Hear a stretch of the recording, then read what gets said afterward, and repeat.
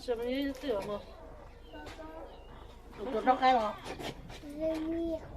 Một thằng đi. Một thằng này gì là police.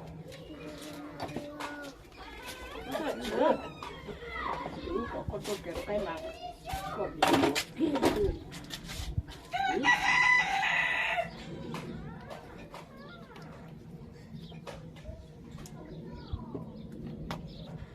Cái tôi nó có cái tử. Trong khẩu tôi cái cao không? Bà hiến mà nó bỏ vào chỉ có được.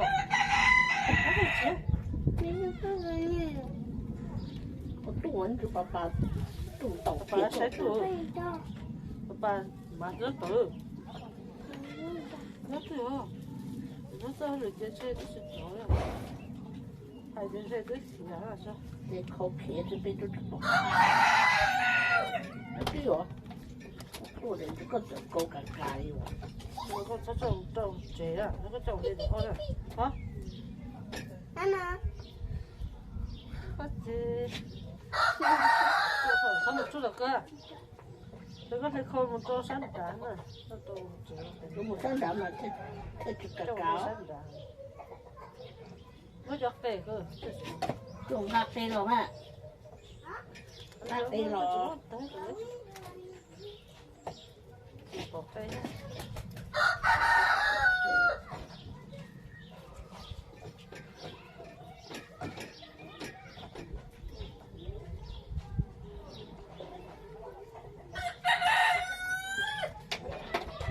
Chân tôi cái mà cô chưa thì nó thấy là Ok. Câu. Cái câu mà câu tan trò. sao để trò rồi nè.